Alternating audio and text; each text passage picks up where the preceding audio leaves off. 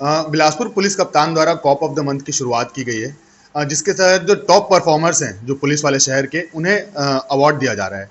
तो इसी श्रृंखला में हाल ही में सरफराज खान जी को सकरी में हुए एक मामले के लिए मुख्य भूमिका निभाने के लिए इन्हें top corp of the month का अवार्ड मिला है। ये हमारे साथ हैं, तो आज हम इनसे बात करेंगे और जानेंगे कि कैसे इन्होंने उस पूरे मामले में अपनी भूमिका निभाई और जो मुख्य अपराधी था उस तक ये पहुंचे।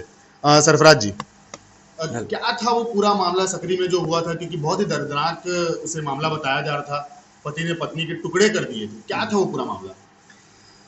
मामला ऐसा है कि मुखबिर से सूचना मिली कि कोई व्यक्ति है जो नकली नोट का काम करता है और वो नकली नोट छाप के मार्केट में उसका एक जाल फैलाया हुआ है और उसका सप्लाई कर रहा है।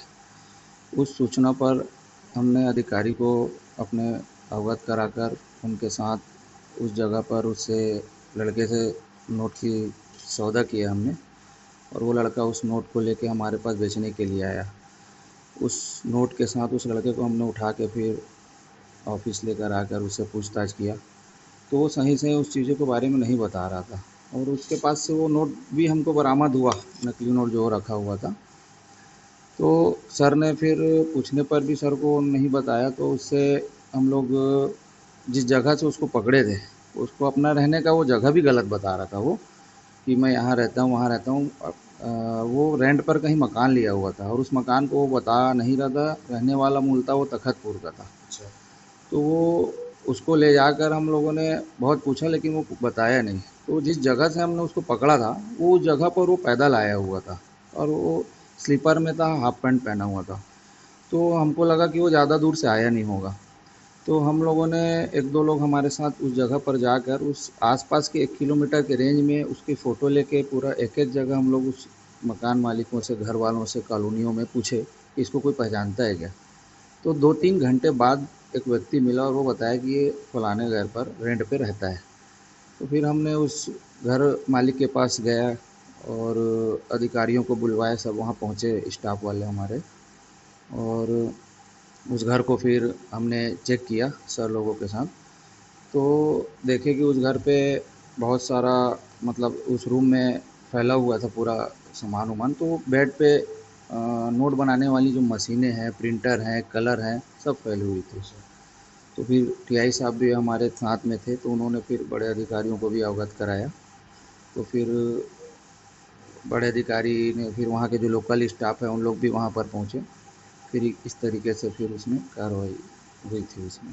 जी। सरफराज जी, ये जो मर्डर की गुत्थी जो सॉल्व हुई, तो इस हत्या के बारे में फिर आप लोगों को कैसे पता चला?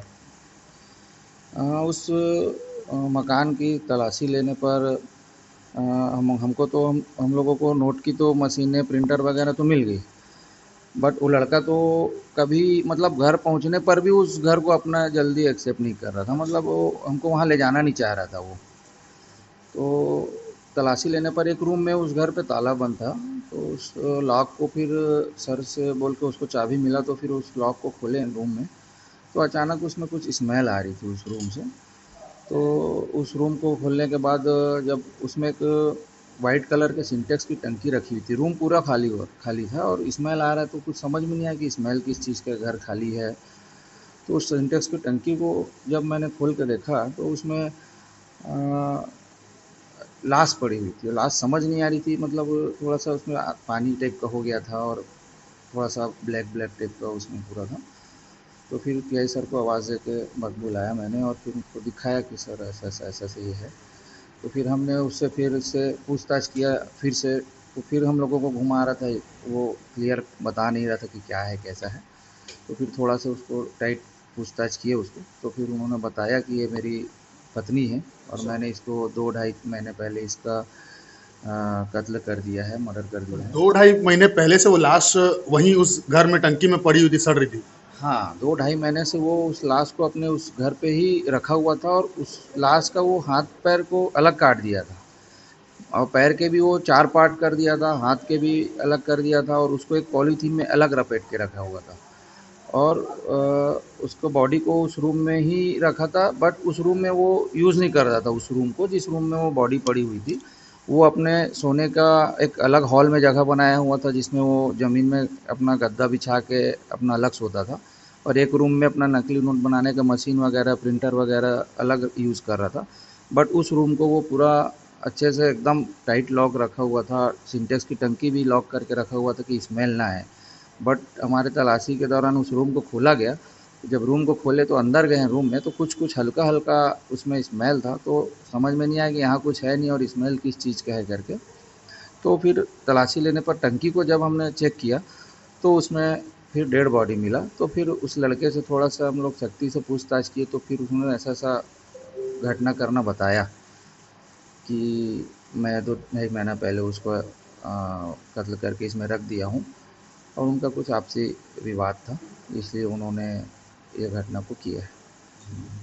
अ, मुख्य और कुछ कारण इस हत्या के पीछे उस व्यक्ति ने अगर बताया हो तो?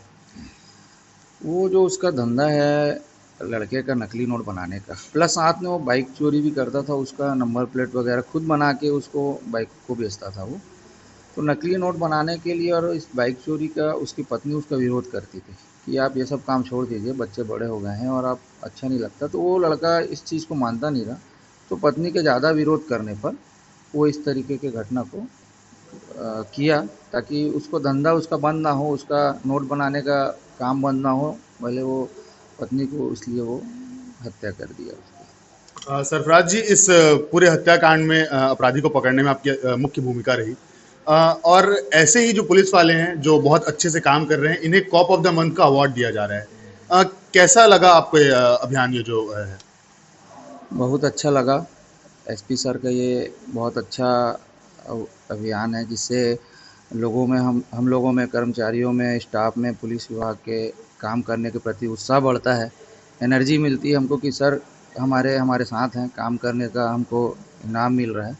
तो उससे हम और लगन और मेहनत से काम करेंगे आगे भी।